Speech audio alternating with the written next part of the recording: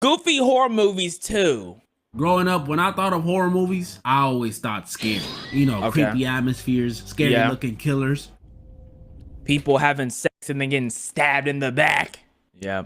Hey, I'm live on Twitch every single Wednesday, Friday, and Sunday. Link is in the description. I better see you there. Jump scares. But in a sea of these scary or even terrifying horror movies, sometimes there's some goofy ones. Horror movies so low budget or so ridiculous. Yeah, I just or see a sometimes turkey. so trash you can't help but laugh at. Oh, I heard so Winnie the Pooh today, was after garbage. nearly 3 years, golly, I'm revisiting this topic and we're gonna be going over some more goofy horror movies. Some of these are well established, some of these are very popular, and some of these are the just most trash. ridiculous movie you'll Abraham ever see. And Lincoln what better way to Vampire start Hunter. than with a popular one? The Purge. We all know this one. Every year Yeah. in America, all crimes become legal. Rich people are protected. Poor people die. Economy Yeah. and crime rates thrive. Yada, yada, yada. People kill each other. Now, it's a good move. There were some goofy decisions made, like the daughter running off on her own when someone's Yes. in the house. Yes. Or the son, you know, letting in a complete stranger on a night where people are allowed to kill each other. Oh my goodness, this pisses me off to this day. I hate when movies make things that are common sense and very simple not common sense and very complicated. It's so infuriating. The silliness of this movie for me doesn't lie in the decisions or the killers or the acting or anything like that. For me, it lies in its concept. A day where everything is legal. There's no rules to stop you, no cops Yeah. can beat on you. Yeah. And people are just Murdering killing each each other. Yeah. Really? You get Yeah. 12 hours every year to potentially change your life and you use it to kill homeless dudes and get petty revenge? Like, let's be for real. You go, you kill those people who live in that mansion. Let's just say you kill those people that live in that mansion. You finally go in, you lost a couple of guys because they have high-tech security because they're rich and they know the purge is coming. So they stock up, right? You kill those people in that mansion. You're not going to be able to afford property tax on the mansion. Those rich people don't just have cash laying around. So you're probably able to steal like 3 things that are actually worth anything. You're still broke. like you're still broke. No matter what, you're broke. So what did you do it for? Are we serious? Y'all not thinking about the long term? Y'all not thinking about the money? Exactly. Go sell crack. Maybe I just don't understand the violent nature of humans. But I don't think that many people are itching to be the next Joe Goldberg. I'm sorry. That ending was booty, by the way. I might make a vid on it. But it ain't just the people only killing each other thing that I find goofy. There's also the unemployment and crime rate thing. Unemployment is at 1%. Crime is at an all-time low. So that's why there's a day where anyone can do whatever way they want because unemployment is at 1%. If unemployment is at 1%, what are y'all killing each other for? Y'all have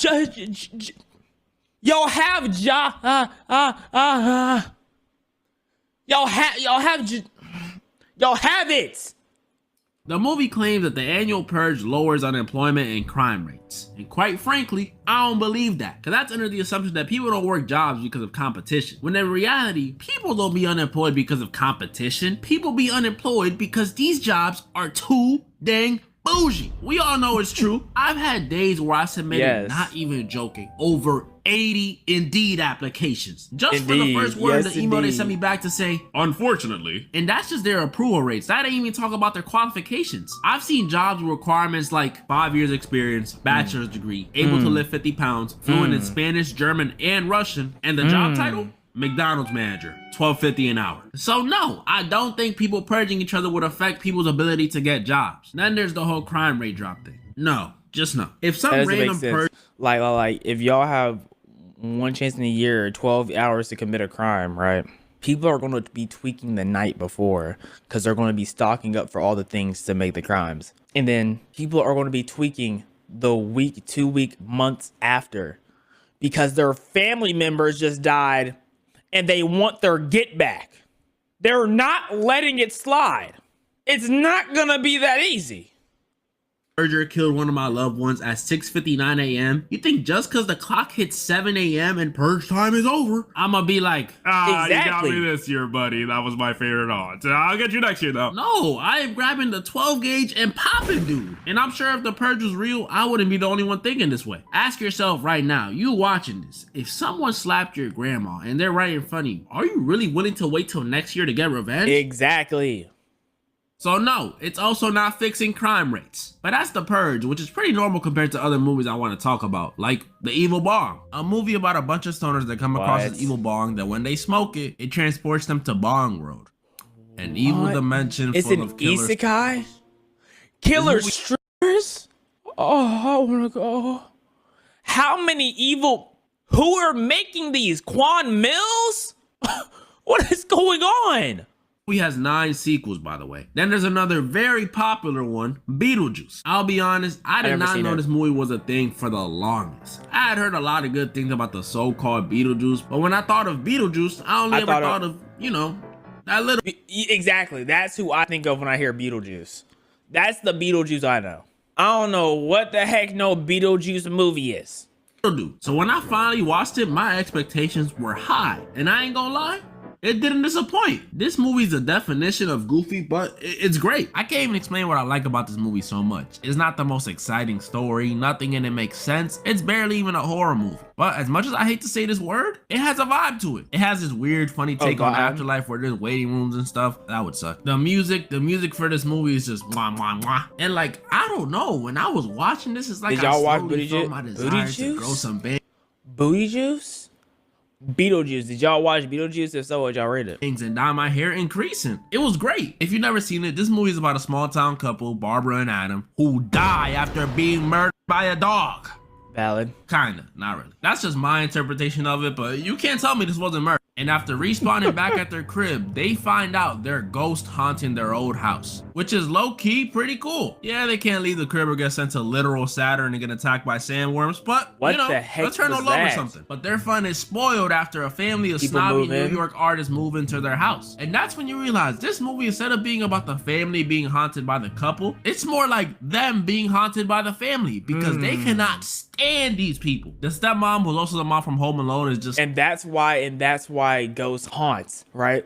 The only people who get haunted by ghosts are people that the ghosts can't stand.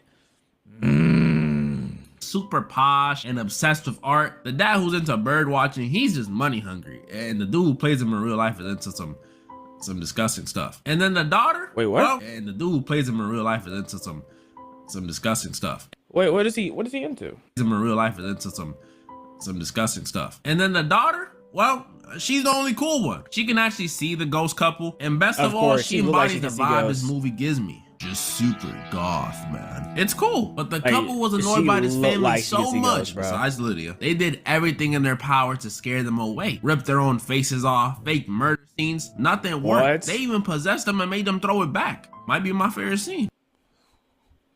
Oh no. Oh, my family's twerking together. Oh, the horror. We gotta move. Not the fact that there's ghosts in the house. No, it's the fact that they're making us twerk. Oh, the horror. What? It's funny. But even that didn't work. It actually made things worse because these dudes decided it'd be a smart idea to make the ghost a tourist attraction, like a business. And I don't know about y'all, but I'm definitely going to that. Did you see how they was throwing it? With no other options left, like something straight out of The Exorcist, they looked to hire a specialist. But this wasn't just any specialist. This was Beetlejuice. Oh. Not the little one. This dude is a moldy skin, green-haired having, perverted being, and I mean very perverted, animated demon. And even though he showed up halfway through the movie, this dude was definitely the star of the show. They summoned him after saying his name 3 times to help them scare out the family, but turns out Mr. Juice likes to do more than just scare people, because when he gets summoned, this dude starts trying to kill the family. That's called false advertising.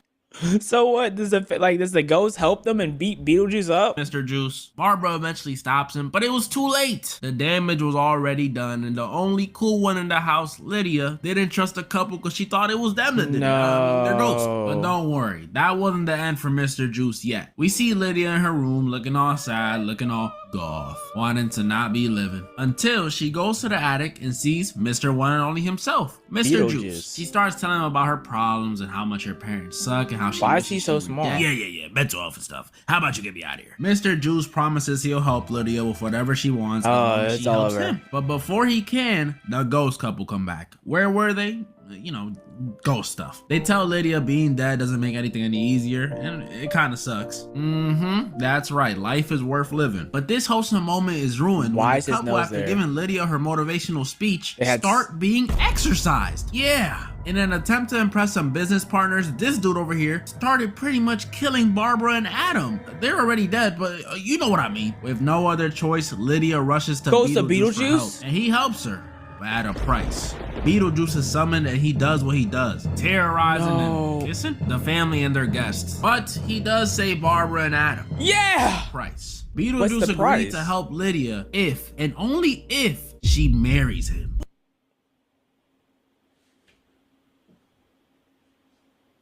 How old is she? How old is she? Because she looks 16. If that. If that. I was right on the money. I was right on the money. Well. Okay. I guess it was the 80s.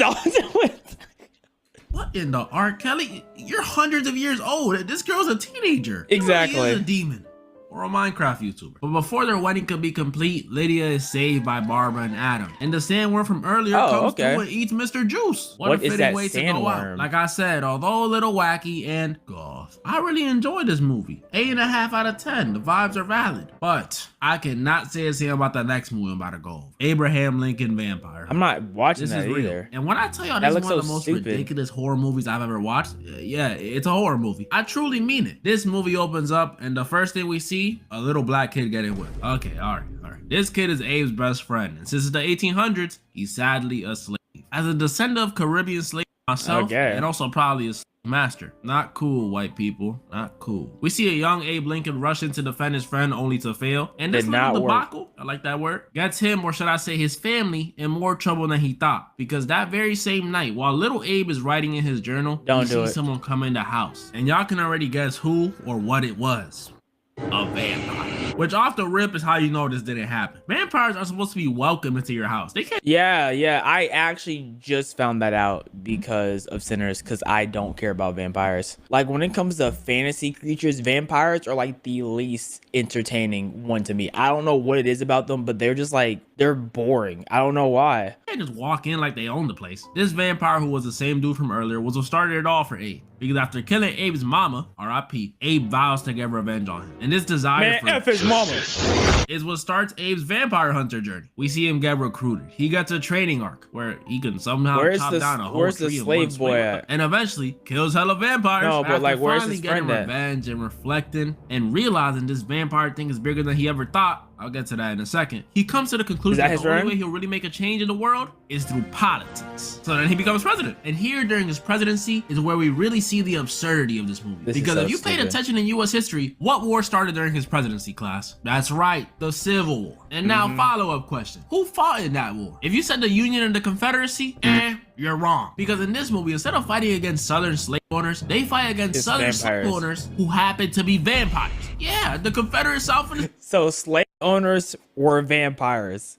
That's valid to me. This movie is just roaming with vampires, which in my opinion is hilarious. Can you imagine being a black person in the 1800s and you get rolled up on by a racist Confederate vampire? I've come to suck your blood. Oh, Wait, Never mind. then how did they wait? Aren't they like allergic to the sun? So how did they become a owner if during the daytime slaves could just run away? Is that not the vampire way? You know what? F vampires, we don't care. at least that's how I thought they'd be. Make sure you like the video right now because I know you're going to enjoy it. Like it right now, please and thank you. Because in this movie, it's actually the opposite. The vampires don't see black people as inferior or a person they would avoid eating. In fact, they're actually their main source of food. Of And course. they use Of course. The main source. Of course, we're the main source. The main. Of course. Duh. Come on, bro. slavery to cover it all up. So at least they ain't racist. The war goes the same as it did in real life. Abe frees the slaves in the South. He ain't free them all, just the ones in the South. And then they use spoons and forks and other silverware to win the war. Not joking, that's how they won. And now finally, a movie I've been waiting to go over since 2022, Winnie the Pooh, Blood and Honey. Back when I recorded part 1, this movie didn't release yet, but just off the premise alone, I knew it was a disaster in the making. A movie about Winnie the Pooh, the bear who eats honey all day, I don't killing understand. people? I How don't did this understand. happen? I don't Well, understand the apparently, plot. after chilling with Winnie and Gotta be Tubi. Tubi inspired. Tubi is starting a wave. That's the only reason this could be a thing. Has to be Tubi. friends for years, like in the show. Y'all remember the show. Christopher Robin grew up and decided it was time to leave for college. Playing games and eating honey with owls, tigers, and pigs just doesn't pay bills. And with their only connection to the outside world, and most importantly, food, gone, the animals were forced to fend for themselves. And then one fateful winter night, they decided the only way for them to survive Is if was they to attack eat each one other. of their own. Yep. A depressed donkey. Doing this made them go deeper into their animal roots, never speaking again. And even scarier, it made them hate humans. What?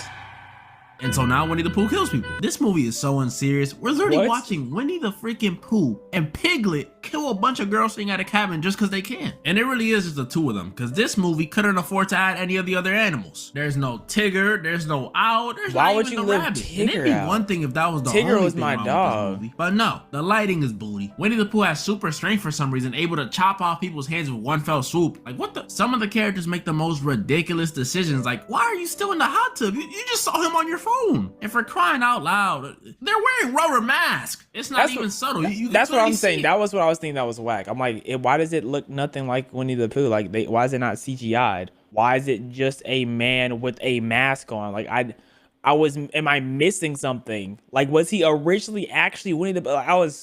Everything about that was throwing me off.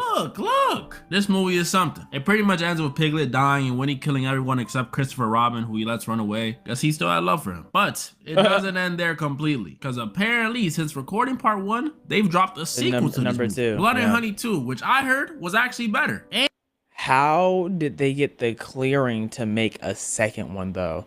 And are we gonna see a Mickey Mouse horror movie slasher next? Is that what we're gonna see next? Like, come on.